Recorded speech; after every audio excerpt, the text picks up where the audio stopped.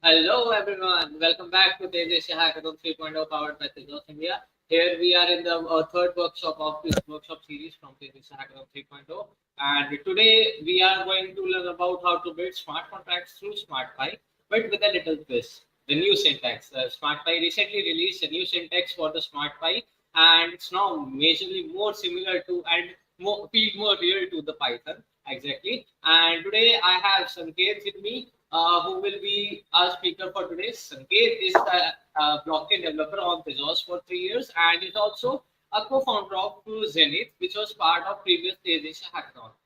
Okay, so let me just welcome Sanket. Here we are. Hi Sanket, how are you? You are on mute. Can you check? Yeah, can you hear me? Yes, yes, you are audible. Hi Sanket, how are you? Yeah, I'm great, great. How about you? I'm good. I'm good. I think we have audience waiting for you to start with the session, and the stage is yours. Yeah, sure. Let me share the screen. Okay, great. Let's start the workshop. So, my name is Sanket, and I have been working on Tezos for 3 years now. So, I started with Tezos India Fellowship in 2021, and then I built some projects related to gaming there. And then last year, I participated in the TezAsia Hackathon as well, where I built Zenith, and on which I'm working right now, and it's like going live in coming weeks. And yeah, so in these 3 years, I'm working as a smart contract developer, and I'm developing smart contract using SmartPy here. And yeah, so here today we are going to learn about building smart contracts using uh, SmartPy on Tezos, and like we are using a new syntax here. So how these new syntax are working and what how it's different from the older syntax and how they are better. That's what we're going to learn with an example. I will be building the smart contract as well while we go through. So what we are going to learn today: basics of SmartPy, like what is SmartPy language, how it works, and how it's different from Python, but how using Python we can build smart contracts. The second will be like designing a smart contract, a small lottery contract, and like how we can deploy it on testnet. That also will be going to see here. And like in coming next sessions, you will learn how to like integrate those smart contracts with a React.js framework or any other frameworks you want, and how to use Tezos libraries to integrate smart contracts. That will be taken by Tarun, and it will be on 23rd July, I guess. And yeah, so problem with current smart contract chains is like let's take example of EVM chains. Like they when we deploy a smart contract on EVM chain, you get a bytecode of the contract. So it looks similar to what you can see on the screen. So what the issue here is like it's not readable. So I cannot say that what that smart contract is doing and how it works.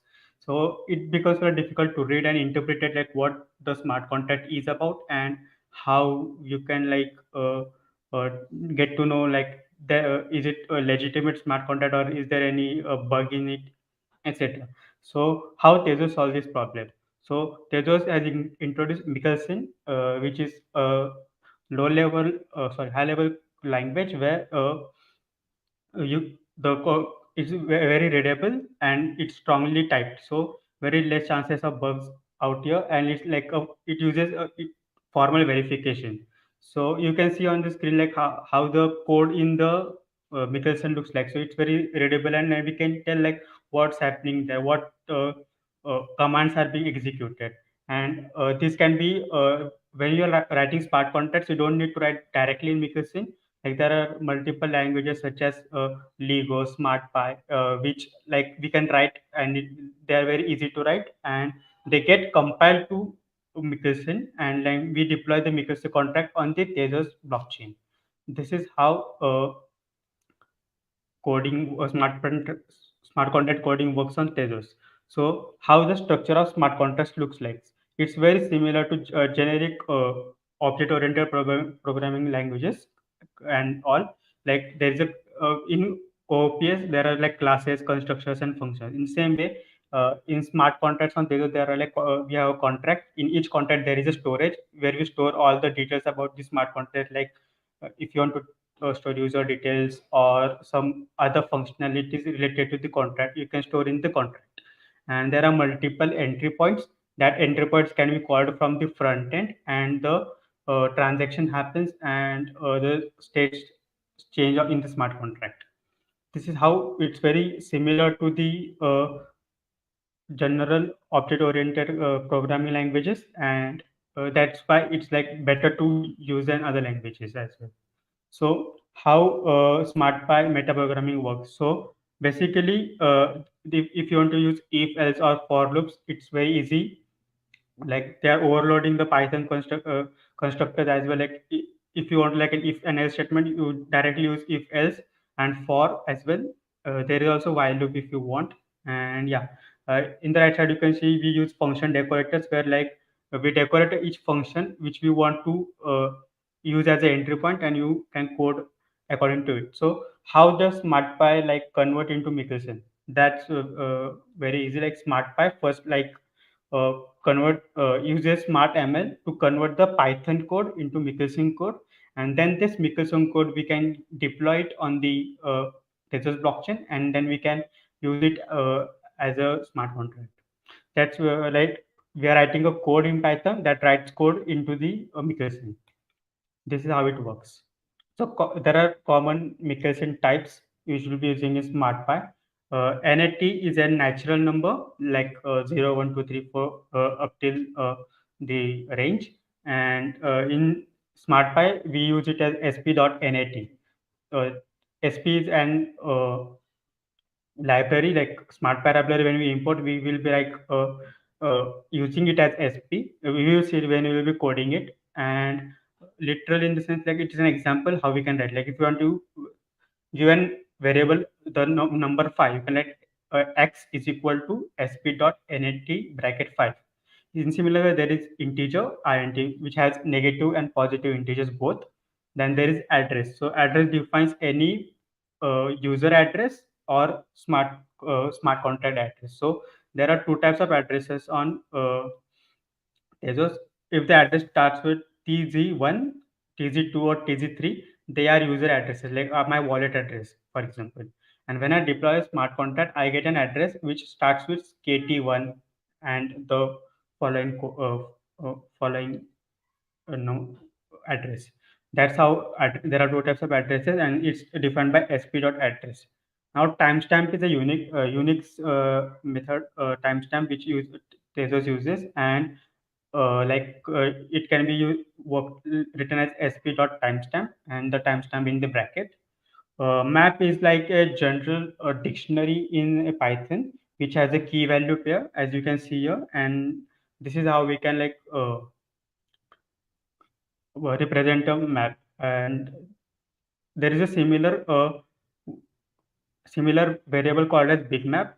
These are the differences. Like what is difference between map and big map? Like map is like when you have a very small number of entries, then you can use as map in the smart contract. Or if you have a very large number of entries, then you can use big map instead of them. And like these big maps are stored uh, with the smart contract, and they uh, generally use a higher amount of storage. And then next one is mutex. Mutex is the currency which we use in the in on Tezos blockchain, and actually it's like 1 to the 10 to the power 6, or 1 Tez is equal to 10 to the power 6 mutes. These are the two types of like denominations we use here, mutes and Tez. And then pair is like a tuple, a general tuple which Python has. In that way, there is a pair. Like there are two different data types paired in one variable, where that can be used in SmartPy and or Michelson as well. And the last one is list. List is a general list or array which is used in all other languages. And the difference here is like there is in SmartPy is difficult to like it's not possible to like randomly access the list. It's like you can think of list in on Tezos or Michelson or SmartPy as a queue data type. That's how it works. Yeah, we saw what is map versus big map, and this is a record. Record is like a general JSON type of variable where if you have key value pair with different variables in it, and they work similar to how JSON format works. Yeah, contract call specific properties. So there are some specific properties which every contract call has. Like sender is one who sends the transaction. Then there is a source in the sense who where the transaction started. So like there can be multiple contract calls in single transaction. So the first one which calls is called a source, and the if I take a single transaction, the previous sender is called as the sender itself. Now is like the current timestamp when the block gets mined. Then level is the level means the number of block at which the transaction is being mined, and amount is amount of Tez or mutase you are sending to the smart contract. These are some contract specific properties each transaction has.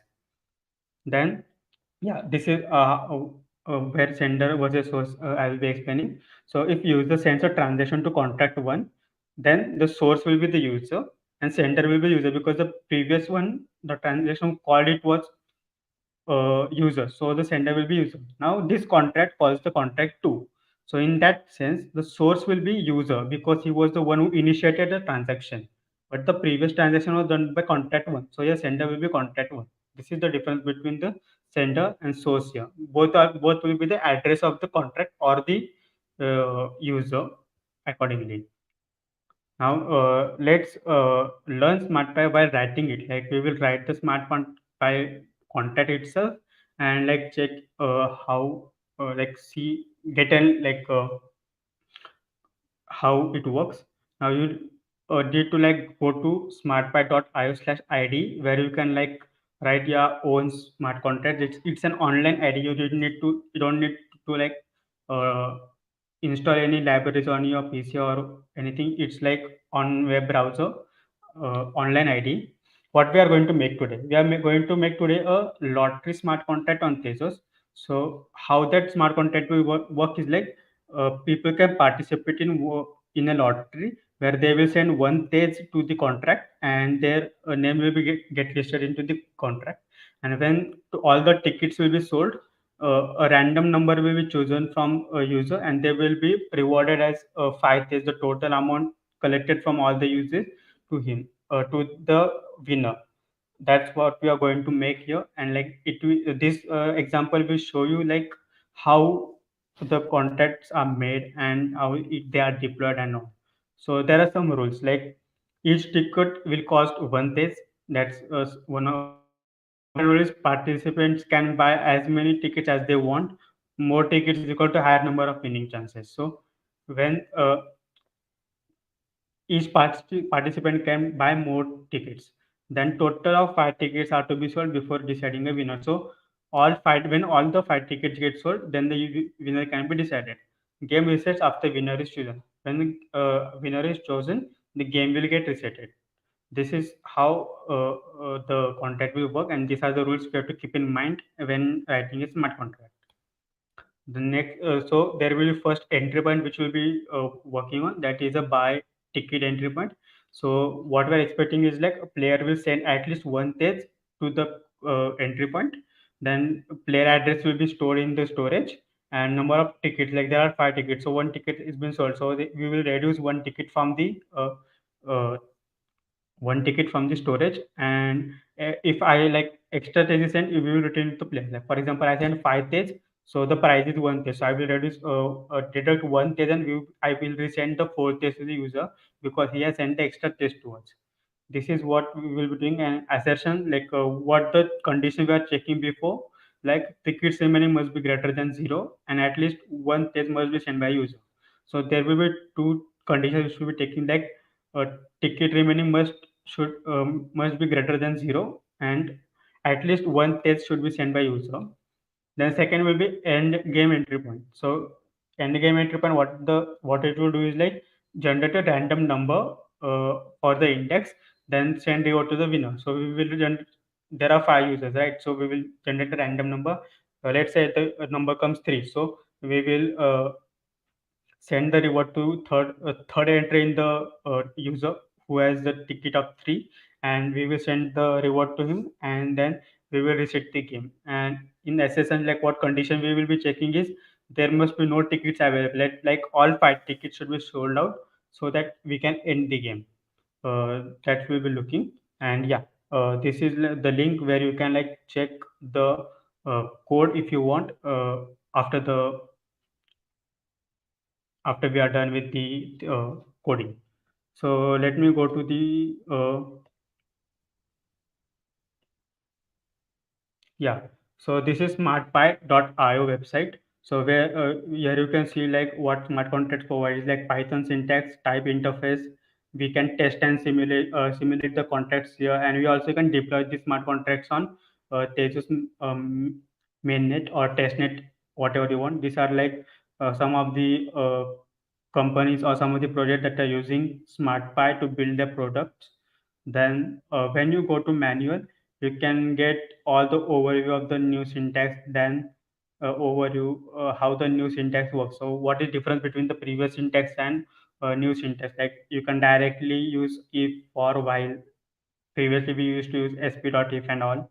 Then there are some more things that are changed, you can see here. Then also you can see how you can use different data types here in the manual itself. Then there is a guide. In this guide you can see there are different tutorials if you want to like build a token, then any other like NFT smart contract or token smart contract, fungible token smart contract. You can see here all the things. Then in releases you will get what are the changes in each version, what they're adding. In careers and news, you will get career opportunity news here. Then there is a forum where you can ask your doubts, or in Telegram, or you can connect them with Twitter as well. Then when you click on ID, you will be coming on the uh, this is the IDE, how it looks like. It's the URL is smartpy.io/IDE. So this is how the SmartPy ID looks like. Let me do it. Yeah, so it will be better to view. So here you can like change to dark and light theme. Here there are two options. You can write the code in Python itself and then convert it to Michelson, or you can write the code directly to Michelson as well. That also option we have. Then in Explorer, Explorer contains all the smart contracts here deployed or your wallets and all. If you want, you can create a smart wallet as well here. Then in settings, your layout like side by side, like this is the output panel and this is the coding panel. So you will be writing all the code here, and the output of the code will be shown here because we also testing out the smart contracts, and also the test will be shown here. Then we also have we can like change the font size, and then there is a share button. In this share button you can share your code with your fellow mates and all.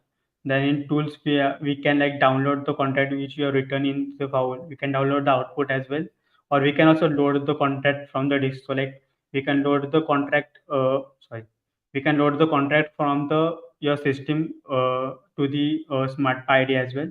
Then in templates you will get different templates which you can like go around and check like how the contracts work and like how to write the codes and all. There are a lot of templates here which you can use to like understand more and more.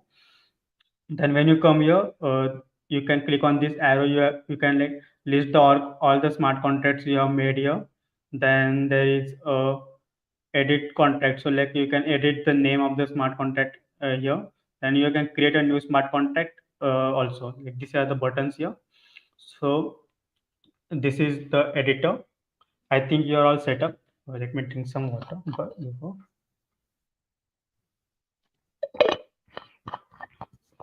Okay. So before starting, uh, we will be acting like we will be doing the basic things which are to be made before we like start working. So first thing is we will be importing SmartPy.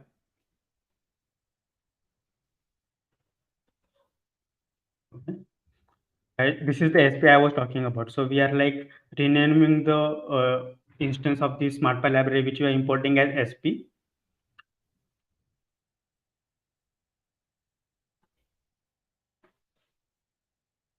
Okay. Yes. Then second thing is we will be defining the class. So before defining the class, we will like need to decorate a function. Like we'll be having a main function here, and we need to decorate like we need to tell the SmartPy that this is a smart this function is the part of the contract. So we will like decorate by sp dot module. So it will tell that it's a module, and we are writing SmartPy code here. Then in this main function, the first thing we will be doing is like creating a contract here. So the first contract will be as a class we will be writing a SmartPy class, Python class here, and the let's say the name of the class will be lottery, and we will be importing sp dot contract here. Yeah, sp dot contract, and we create a class, SmartPy class here, and Sanket, which is it possible if Sanket, I'm audible? Is it yes, possible yes, if you can zoom the screen a little is it bit? possible? If you can Sorry, zoom the screen a little bit. yeah, yeah, possible. Is it Okay. okay? Yeah, that's visible now. Also, one question from someone. What's Hmm. the difference between the map and big map, and when to know how to use which one? Yeah. So like map and big map, as I told you, just a second. Yeah, yeah,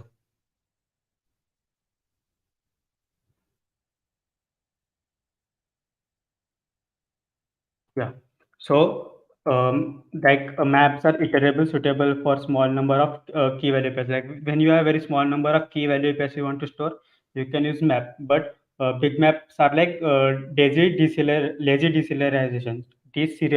So when there are a lot, you have a very big number of data. So we use a big map, and like which has some different properties of map. Like we cannot like iterate over it, and we can only access the data.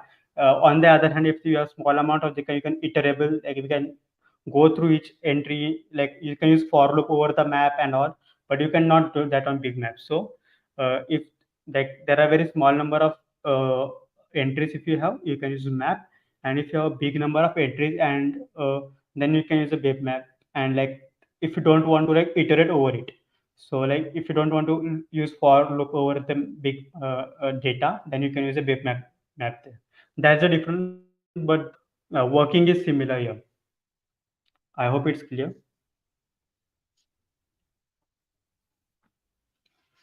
And also, just let me know if the screen is visible or should I zoom it more. Yes, yes, you are visible now. Okay, okay. So we have created the lottery contract. Like we have now we need to initialize it. So uh, we will like initialize it in the similar way. What we do it in in a Python. Sorry. Define a function called as underscore init underscore and have a uh, self init. So like it creates an instance of a contact there. Then we will be like creating uh, now we will be writing a storage here. So what are the things we want in smart contract? The list, the map of play. We will be using map because we only have 5 entries. It's very small entries. We will be using map here. So there will be a map that has players in it. So like every time just keep in mind that whenever you're writing a storage here, there is called as self dot data that stores all your storage data here. So like for example self dot data dot player. So in this players, this is how you will be like showing out that this is a map. And it's a empty map because initially we will not have any players, right? So we'll keep it as a empty. So this is how you initialize the map. So if you want to have some players in it, so for example you can like uh, Sanket, uh, And if the value is like my address, let's say, then TZ1 and something address will be here. This is how like we are going to this is how the key value pairs will look like. And you can add more, but initially our map will be like empty. So this map will be having two things, the sender address and the value. So what is the uh, at what number he has entered. Like for example, the first user will have 1, 2, 3 in that manner. This is how the we will be like storing the players details. Then the ticket cost. So the ticket cost will be a number. So SP dot sorry, it will be a Tez. So it's a currency. Tez currency we'll be using. So Tez and one. This will be the cost of the ticket. So then the next thing is tickets available.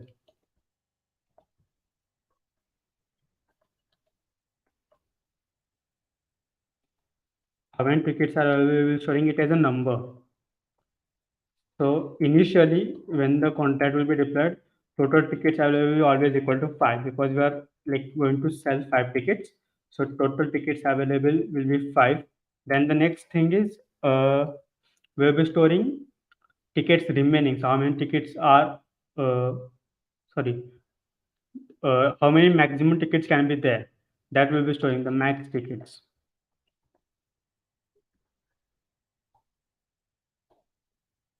So max tickets can be 5 and 5 are remaining. So this will be like helpful for us.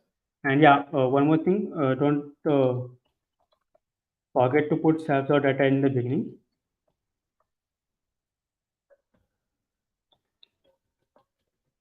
So this is how we will be like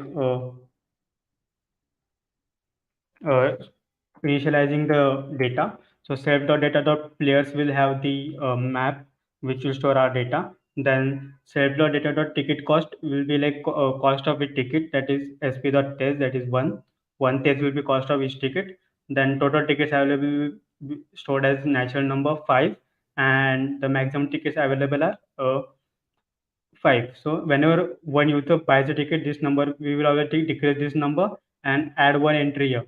So when all the 5 entries are done, this number will become 0, and then we will be like choosing the winner from the list.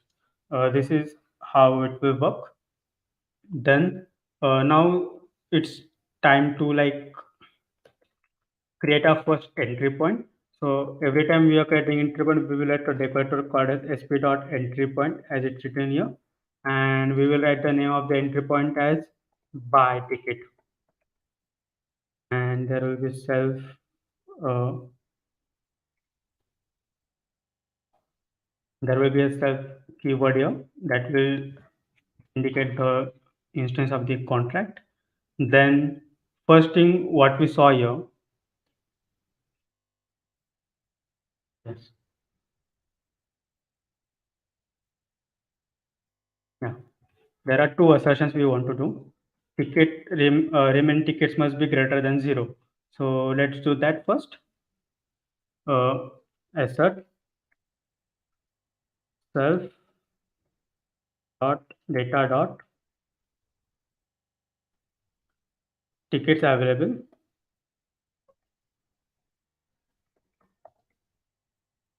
should be greater than 0. Okay, must be greater than 0. And if this is not the condition, we will show the error message as tickets not available. Okay. Now the second thing what we are doing is at least one test must be sent by the user. So user must send at least one test. So we will do that also. Asset sp dot amount. So as we looked in the presentation before, that there is always a one thing in the contract calls that amount. Amount is how much amount of test the user is sending. So that we will check that the amount of stage is always equal to greater than 0. Sorry, amount is always at least 1. So we will be writing sp dot amount is greater than equal to 1, or and if this condition is wrong, we will display the message as invalid amount. Okay. So we have done the assertions. Now the next thing what we want to do is place at license one test entry point. Player addresses is recorded to the storage.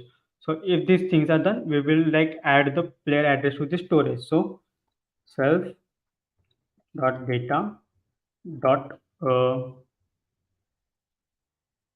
players is equal to what will be writing here. Yeah. So also the players data should be sent here. So what we will be doing, like the key of the player should be written here. So what is the key of the player? So what we are considering here is like key will be. Let me comment out here. Like, oh, sorry.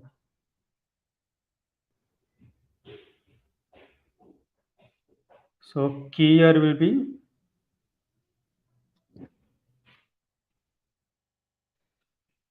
integer, or sorry, natural number that will represent as the index for the iteration, and also value will be address, the user address that will be sent.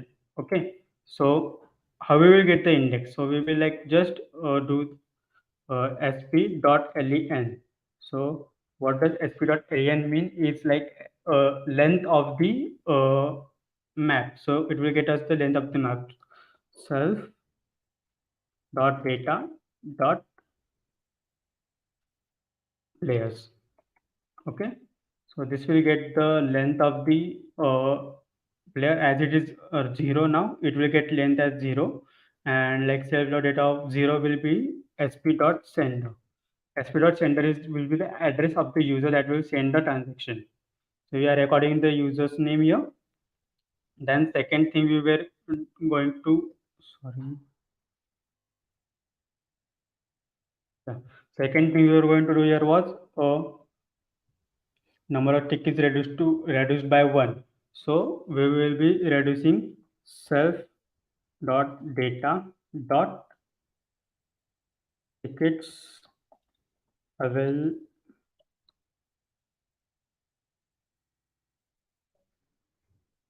available equals to self dot data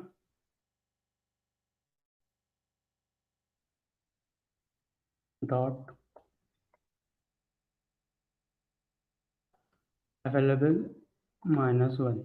If we reduce the number by 1, then the third thing which we are going to do is any extra page is returned to the player.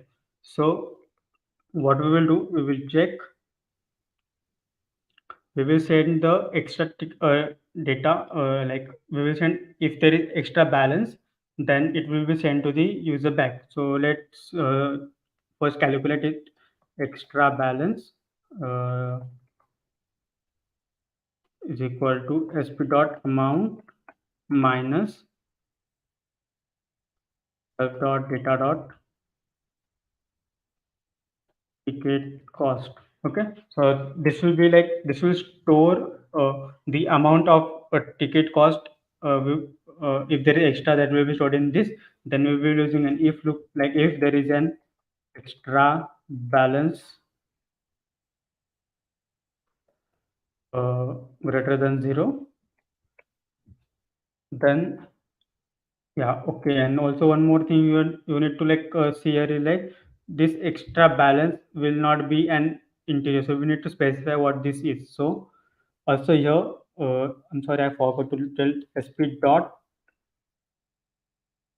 muses, sp dot test will be used because the one is not an integer, it is an test. Test is also a data type here, so we need to specify that as well here. And also here the 0 is natural number, so sp dot natural number should be written here. And same concept, the extra balance is like mu test. So sp dot page will be written here. So if there is an extra balance, then that will be sent back to the user. So sp dot send, and send will require two parameters. First one is the address. So address will get from sp dot sender, and then there will be how much extra we want to send. So we will be like sending this extra balance to user back, and this is like our first entry point is ready. This is how first entry point will look like. Let's like recap once. So what we are doing here is first checking out available tickets. Then if tickets are available, then we're checking if the amount is sent by the user. And then we are recording the user's transaction. Then we are reducing the tickets available to by one, and we are also sending the extra balance to the user again. So this is how the buy tickets entry point will look like. Okay. So next thing we will be doing is end game entry point. So what are we going to do in end game entry point? Generate a random winner, send Hello, rewards to the winner. sorry to Hello. interrupt. We have some questions in the chat section. I will ask Okay. you here. So Okay. first question is by Sid R. Can we use arithmetic operations in SmartPy? Yes, yes, definitely. We can use Okay, arithmetic operations. I then can show then you. just in the code you are doing the smart contract. Just if it's possible, you can give an example also. Second question is, can we use Python default data types also for the constant data? No, we cannot use default data types, Python default data types, because we are writing a SmartPy contract, and this code will be converted to Michelson language. So they need to understand the data types. So these are the data types here, like integer, mutate, string, bytes. That's what we want to use while defining to the variables. Okay, so some he Zinor also mentioned like the input in this format sp.NAT bracket list and index. You can check. Can you check this comment I have pinned? Which The last one. The last one. like the input in sp.NET. In the comments. In the comments. Just a second. Yeah. The one that's visible on the screen, like the input in sp.NAT. I didn't get it. The follow-up question for can we use Python default data types also for the constant data, like the input in sp.NAT?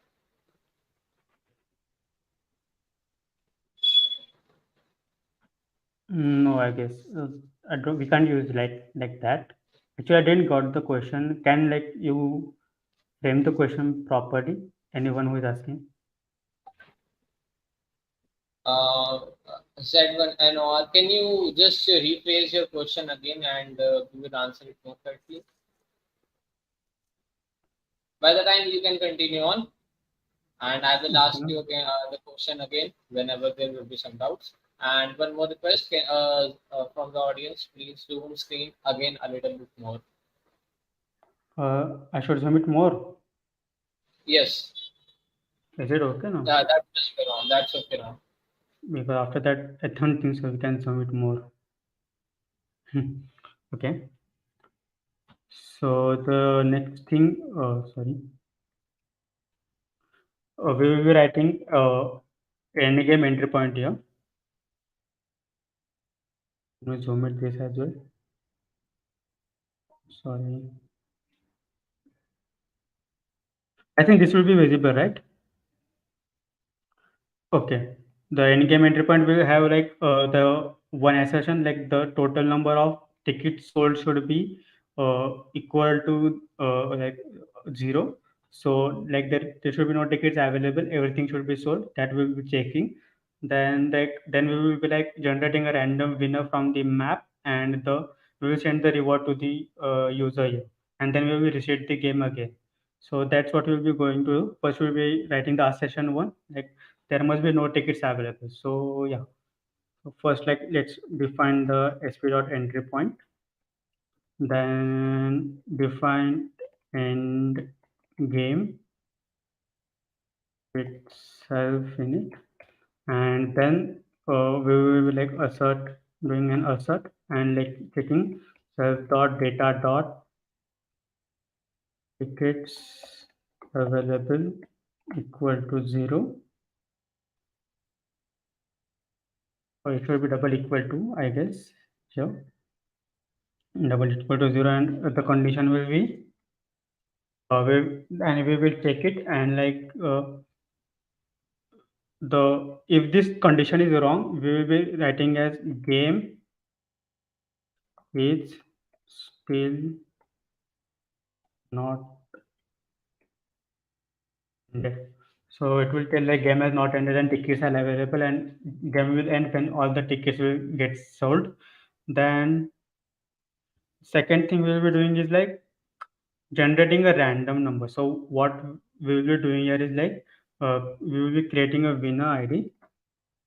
I want to give a disclaimer here. Currently, what we are doing to here to generate a random number is just for sake of example, and it should not be done on mainnet, because there is chances of like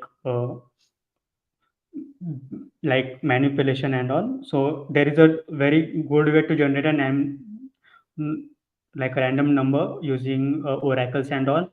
That's the best way, but for the example purposes we are using this, and uh, no one should like use it there. So we will be doing like we will be taking the mod. So I think everyone is like aware of what is mod. It's like if you are dividing two numbers, like 2 divided by 5, in that sense, then like 5, so 5 modulus 2, and like the when whatever the remainder is, that's what we are going to like find out here. So what is numerator and denominator, we need to tell here. So there will be two numbers. First will be numerator will be the timestamp. Will like timestamp is something that will be a bit random at some time. In a which ways the uh, it can be manipulated, but still we will be using timestamp here for the sake of example only, and it should not be used on like your production apps and all. There is a better way to produce a random number, but it's very like high level right now, and for it's out of scope for this example. So we'll be using a normal method here. So sp.mod, then sp.asNat. We will be requiring a natural number as output here, because we will be using a timestamp here. So we'll be convert first it to the natural number before we like do something. Then we'll be using sp.now. So current time minus sp dot time stamp of 0. So here I am using using the way to manipulate the mm, current timestamp to number using this conversion, and this will be done modulated by maximum ticket dot self dot data dot maximum tickets, max tickets. So we will get a winner ID from here, where the timestamp, current timestamp will be taken, and that will be the mod of that will be taken using max tickets, and then we will get a number from 0 to 4, and that will be a winner ID. So now when we get a winner ID, we will need a winner address here, right? So winner address will be get from self dot data dot players winner ID.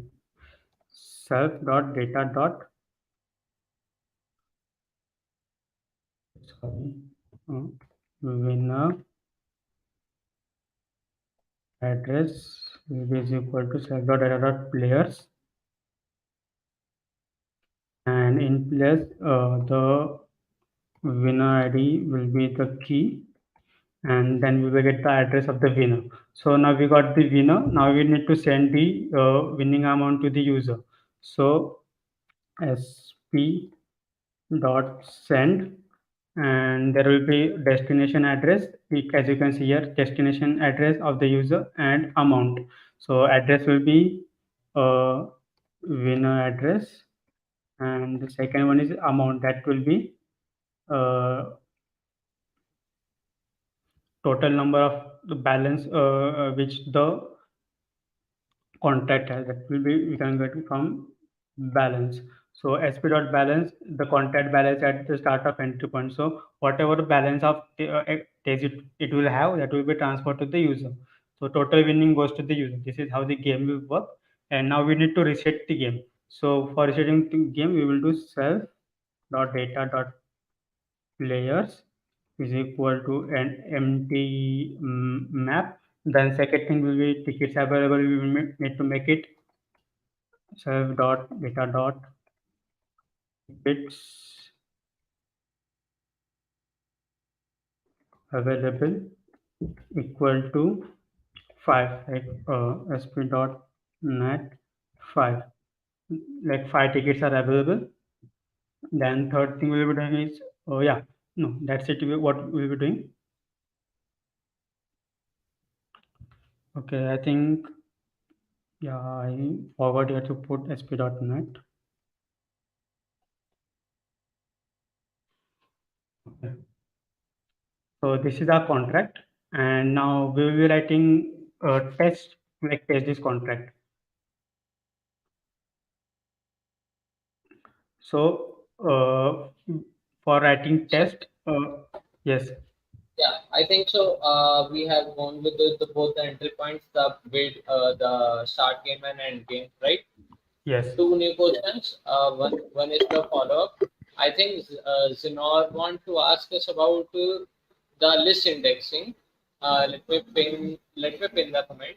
And it said, can we use the can we use values the from? values from a list to define the value of code, like the given syntax here, where the list Yes. index is returns a positive value. Uh, Sample price list for returns will it work? Yeah, so we can list index can be a natural number. Yes, we can do that. I guess, yeah.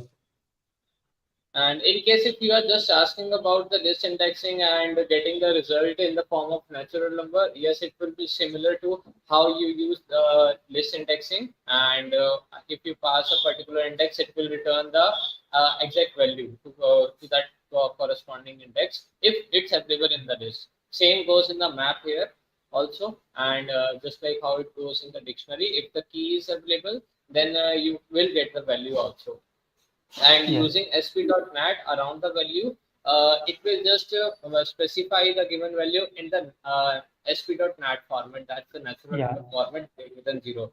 If and Actually, yes. only if it's a number, I think. Yeah. If I'm But the correct. index of the list will always be a number, I guess. So, Yes. yeah.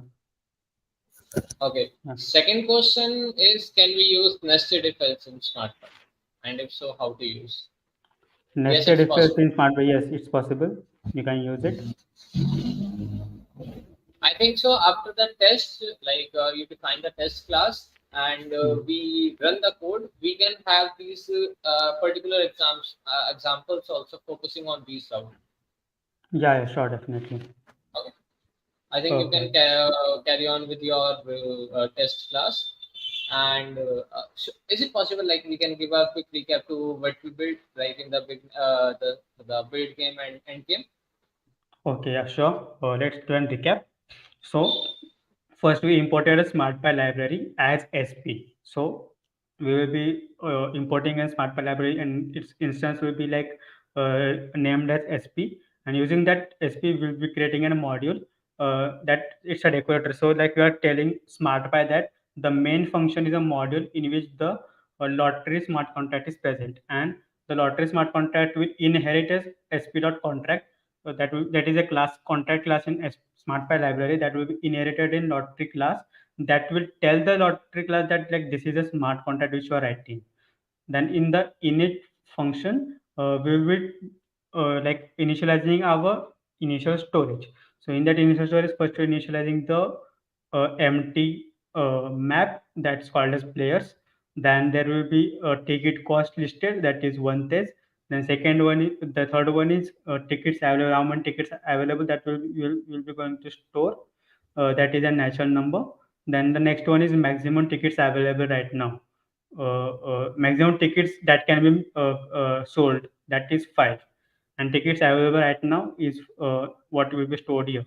Okay, so The next thing is first entry point will be buy tickets. So user can buy the tickets. So when we define a buy ticket, first we'll check the condition if the tickets are available. So tickets available should always be greater than zero. So we will be like saying that tickets are available, and we will be writing tickets not available if the condition doesn't meet. So this is very important to keep in mind that always the code will check this condition. This condition is true, it will go to the next condition, and if it is false, it will the transaction will be cancelled, and it will be like transaction will be rejected with the error message as tickets not available. Similarly here, the contract will check if the amount sent by the user is one tez, and if it is greater, if it is not greater than one tez, greater than or equal to one tez, then the error message will be shown, and the transaction will be declined by error message as invalid amount. Then we will be like adding the user to the map. So we will be getting the length of the player's map, that is currently 0. So the length will be called here, and the sender's address will be like as a value, stored as a value. Then we will reduce the tickets available and by one, so that the tickets get reduced one by one. And at the end, any extra balance if user has sent, if I have sent 5 days, so one test will be added to the contract, and remaining 4 days will be sent back to the user because the price is only one test. Then the second entry point which we made was end game. So when game ends, first we need to change if all the tickets are sold. If all the tickets are sold, at that time only the game will end. Otherwise, it will show an error message that game is still not ended, and the transaction will get cancelled. Then the second thing is we will generate a random winners ID using a modulus, taking a modulus of current timestamp, and then second thing is we will like get the winner's address from the map. What is the winner's address using the winner ID we got here, and we will send the all the days collected by the smart contract to the user. This is how the it will work, and then we will like reset the game by emptying the map and uh, like changing the total tickets available to 5. This is how the it works. Two entry points will be working. Now the next thing is like writing tests. So what we will be doing, like we will creating a new function here called as test, and then we need to tell SmartPy that yeah, we are writing test. So as usual, we will be writing a decorator at sp dot add test, and we will be giving a name to test. So we can write multiple tests here. So like uh, if this is one function with add test, we can write hundreds of functions with similar decorators, and all the test will be like run by the contract. So we need to give a name to the each test. So we'll be giving uh, lottery as the name of the test. So in this function, first we'll need to like create the scenarios here. So scenario is equal to sp dot test scenarios,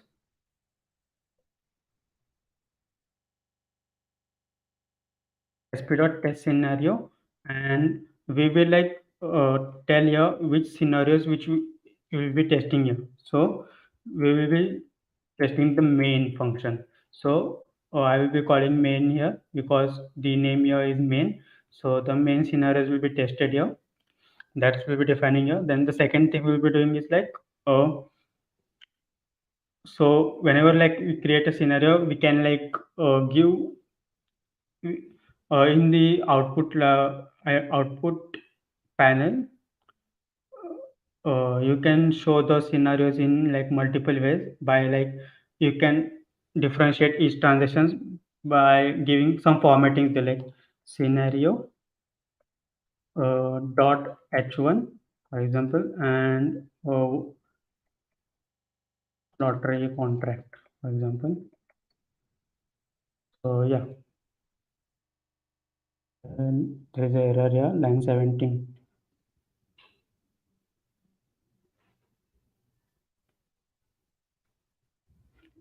Mhm.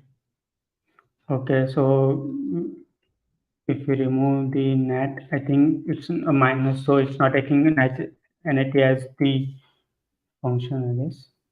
Okay. Okay, yeah. So what's happening here is as you are doing a subtraction here, so it might be possible that the natural numbers can be uh, like the content doesn't understand like what's if goes to negative, it will be an integer, right? So if the subtraction is less than zero, so it will become an integer, not a natural number. So it's giving an error, and what happens due to that is like tickets available is a natural number as we defined here, so that's giving an error. So what we can do is like we can take it in bracket and convert it to the sp dot as net.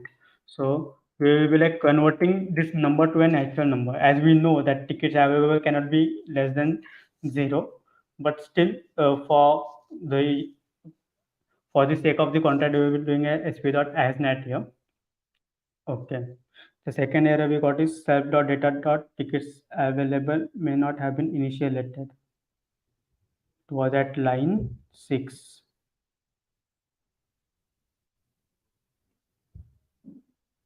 Hmm,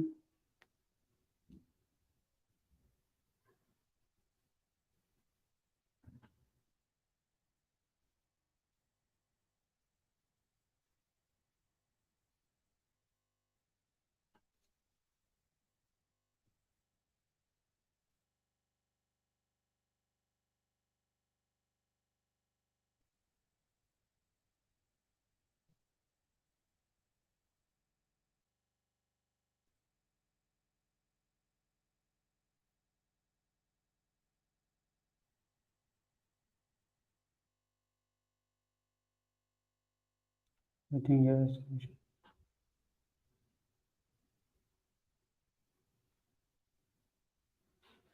Oh, there is spelling mistake here. Hmm, okay. Yeah.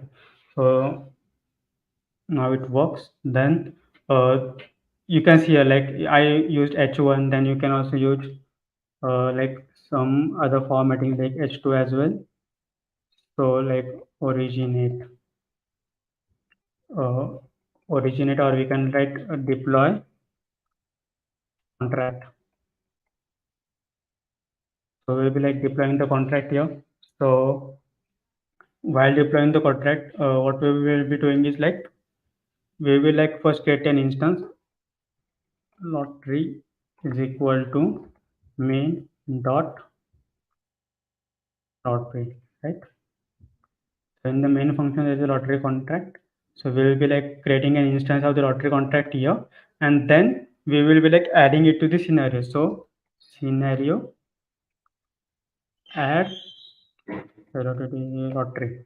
So this is how we will be adding the contract, and you can see here as we add the contract, you can see the code here. The storage, the code. So all the code we have written in Python is now converted into a yes. It's converted into Michelson code here, and you can see the complete Michelson code that is been compiled by SmartPy here. This is how it works. The whole Michelson code now it's available for you here. Then you can see the storage, how the storage looks like. The store it's in JSON. You can also get it in JSON format, the code and the storage here. This is how it looks, and all the storage types and entry points are being shown here. Then we'll be now right. Now we will be like testing the contract. So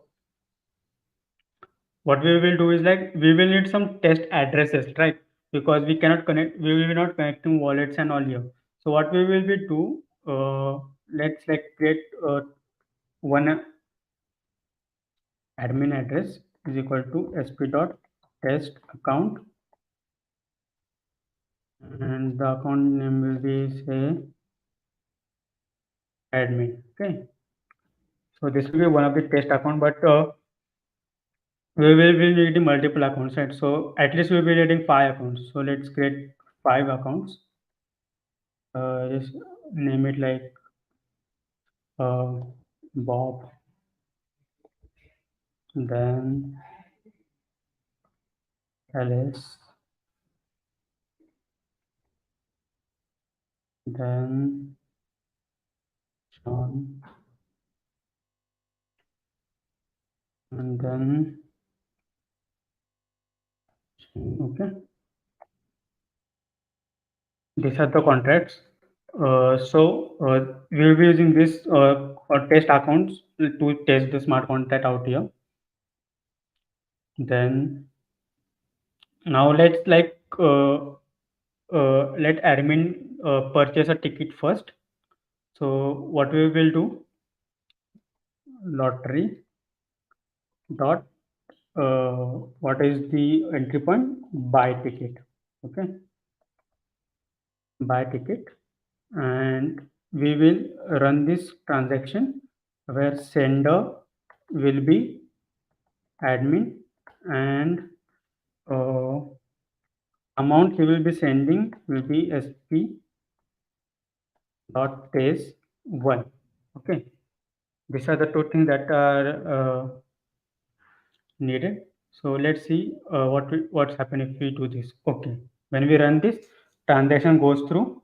Buy ticket is called. You can see the transaction is okay and is done by this address at timestamp 0. At 0 timestamp it's done. To this is kt1, as I said. Kt1 is always the contact address of the smart contract you are deploying, and the entry point is called is buy tickets, and there are no like parameters out there. So it's empty. Balance is 1. So we sent one test to the smart contract. So now the balance in the smart contract will be 1, and you can see now max tickets are always 5. The player 0 is recorded with their address. The ticket cost is 1 as usual, and now there are 4 tickets available. So now let's like if someone like tries to like uh, change do a fraudulent transaction, like for example uh, Bob is trying to do a transaction but is not sending any amount. So if you don't want to send any amount, you either you can add 0 or you can like just emit it out. So this transaction should fail. So whenever adding a failed transaction, you should always in run you should always specify valid, and the original value of valid is always true. But if you want to say that this transaction should fail, so you will like false. So when we run this, you can see now the transaction will be failing. The transaction failed. The message was invalid amount because Bob tried to uh, send 0 test to it. So the assertion at this level, this failed, and the invalid amount was shown you. That's how the we can you can test your contracts. Now we will need like 5 tickets to be sold. So let me quickly uh, add 5 entries here. So Bob,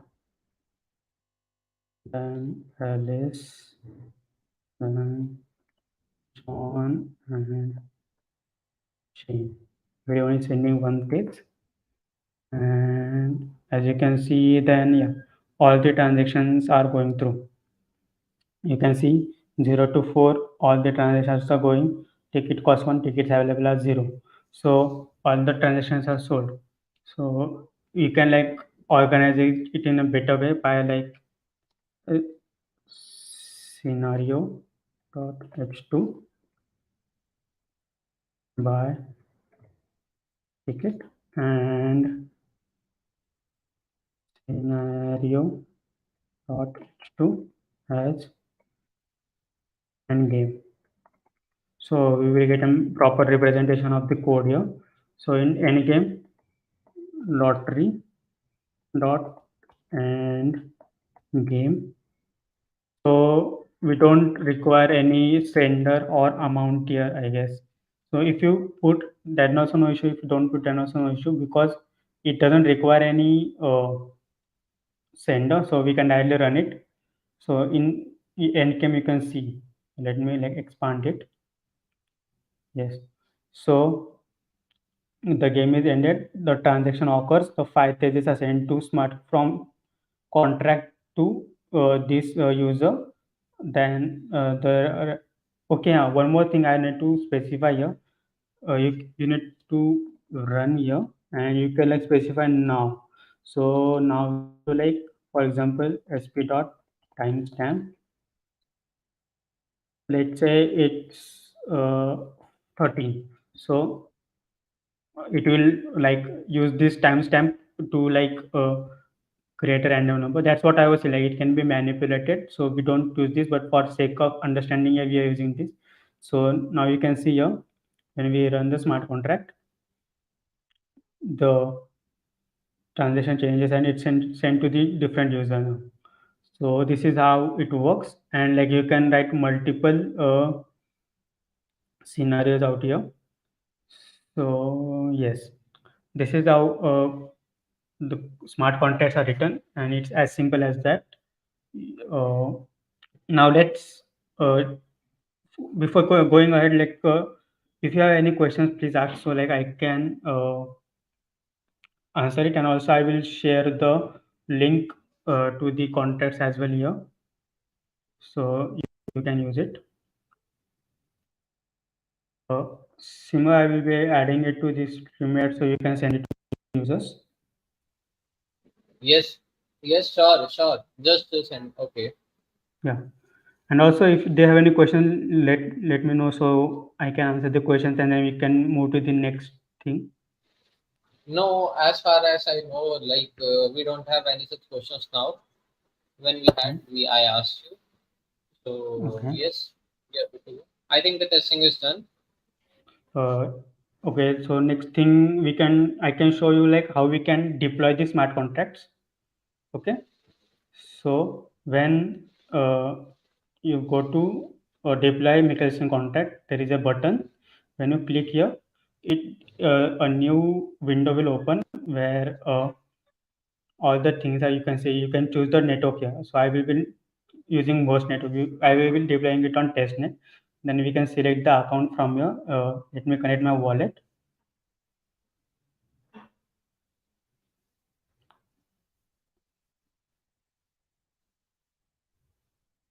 Okay. I think you can just add on about the faucet also so that they can get some points to deploy the contract, or else they will face some problems. Okay. Yeah, the faucet you can go to This was faucet uh, testnet. testnet.xyz. T is Let me share T. the Huh? let me share let me share the link. I am sharing the link in the chat section. Okay, okay. From here you can get testnet test faucet. You can paste your wallet address here and then request, or also you can connect directly. You can directly connect the wallet and request from here. This is the faucet. Then yeah. So once your account is loaded, if you want to initially send some text to the contact, like if you want some text only some text before in the contract, you can send it from here. That's not our case in our case. So this is the fee that you will require to deploy a contract. This the gas limit and everything is like done by SmartPy itself. Then you click on deploy contract. You get all the hashes and all everything here. Then you accept the transaction. That transaction goes through. When you sign the transaction, the contract. Okay, invalid signature. Let me try it again.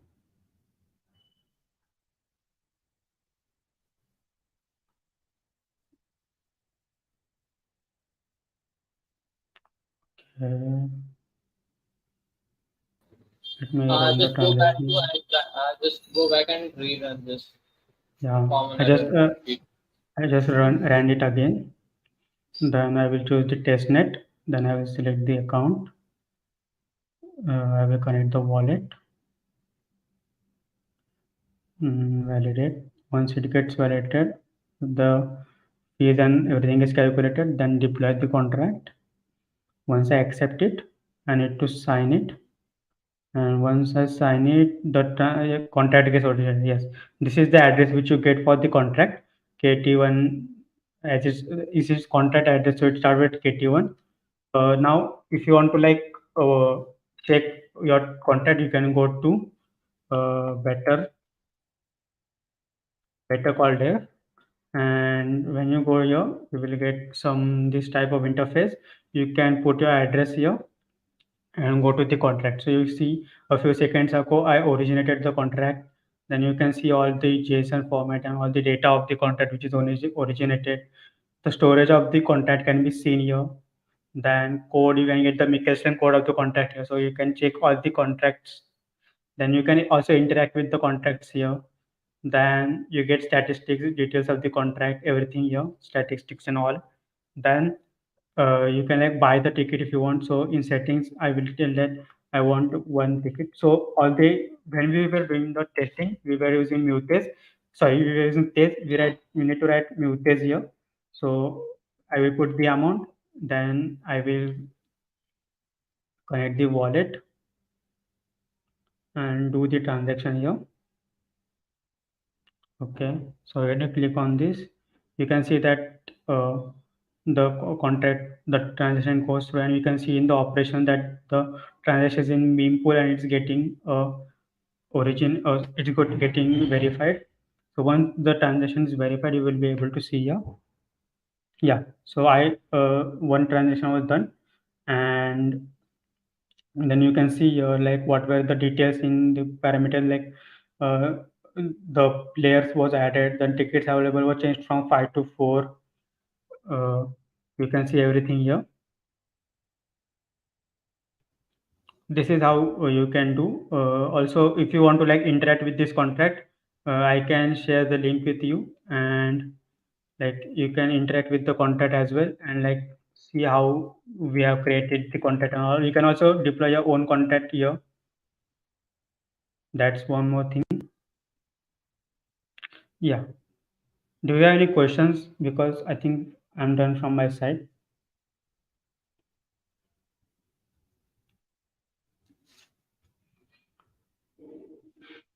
I don't think so. We do have any questions as such.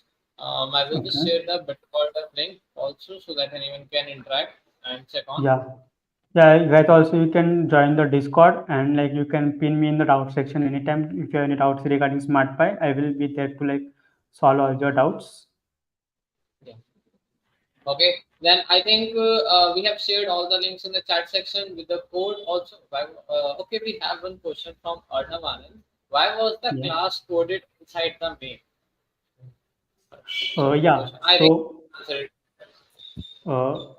the main you can give any name to the function, that's not the problem, but also when you go in the contract, you can see there is sp.module decorator. This tells the SmartPy library that this function will be used as a where the smart contract will be written. That's what this decorator tells. This is important. You can write anything here, but what you write here in the test, that should be uh, because this also should be edited out. So I used main. You can use anything there, but yeah, this is important. This tells the content everything. So at that sp.module tells that this is the module where the content will be written. At sp.entry point tells that this is the entry point. This is something that tells the contract. So for example, let me give an example here. If I write here uh, let me say addition, and I do this self, and I have done anything there, let me write pass, but I have done any operations out here. This doesn't have sp.entry point. So when you will be writing the contract, you will never get the entry points here. That will not be considered as entry point. This will be considered as normal Python function. That this is how it works. So you should write an SPDot entry point over a function name to tell SmartPy that this is the entry point, and let's treat it as an entry point. Same comes here. Like any function you're writing, you should write a decorator telling the SmartPy what type of function it is. Like if it's test, you need to write add test. If it's entry point, you need to write SP dot entry point. If it's the main module where you'll be writing the contract, you should write SP dot module. Yeah, I think it's clear.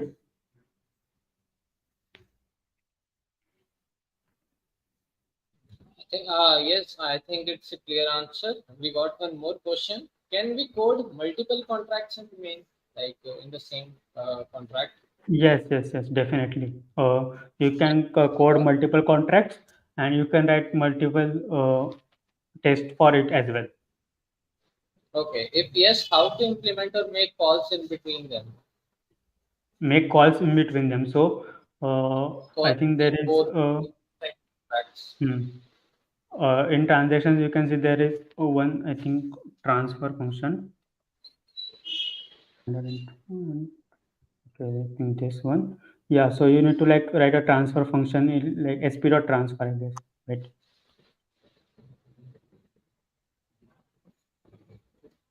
Okay, yeah. So sp dot transfer is one of the function you will write there, and that helps you like do the intercall between the two different functions. So I think I have some examples. Maybe I can show, but I don't think they will be like of current. Yeah, this is like old SmartPy, but I think the transfer function will be same. Yeah, SP dot transfer, then the data to be transferred, the amount of TES you're sending or mutage you're sending, then the contract, which contract you are calling the entry with that entry point and all. This needs to be sent, and when you do that, uh, then the transaction goes through. Uh, so I think you can connect me on Discord, and I can give you a brief description like how to do an inter contact call, because it's like a higher level of thing, and it's difficult to cover in less time here now. Okay. Harsh, for deployment, we need Tezos tokens. Yes, you need test tokens Yes. also if you are deploying on GhostNet. I have shared the link for Faucet where you can request for some tokens, and after you can your wallet, Tezos wallet, you can get some points. Okay. And one more request, please join Discord for further all discussions. Like our mentor Sanket will also be there. You can just tag at the rate TezAsia mentor, and we will help you out with all your doubts. Also, I'm sharing the link for Discord here in this comment. Also, if you want to check out the code for this particular smart contract that we did implemented in this live stream, you can check it out here. I have shared the link in the comment section also. And also one more thing, if you have deployed or if you are following up this tutorial and deployed your contract, don't forget to share this code in the comment section so that we can also interact with your smart contract Yes. also, Yes. and we can also take part in your lottery. Okay. Yes. Right. Thank you so much, Sanket, for sharing your insights for this session. I hope people have enjoyed your session, and we will see you. We will see you all tomorrow with the session on how to actually make the front end for the smart contracts. It's like Yeah. we can't just make the smart contract. We have to make a user interface also, because not everyone is a developer like us who can understand the code, or just go and navigate in between different websites, but they just want one website where they can interact. So for that, just follow this tutorial, and then on this smart contract, we will be building a front end where we will be taking the input from the user, the wallet connect also, and then also showing all the results of who have participated and other things in the tomorrow's session on how to connect front end of dApps using Taquito.js by Tarun Sharma. Till then, if you have any doubts, just hop onto our Discord server and ask us any doubt. We will be happy to help. And happy hacking. Happy hacking. See you then. Tada. Bye bye.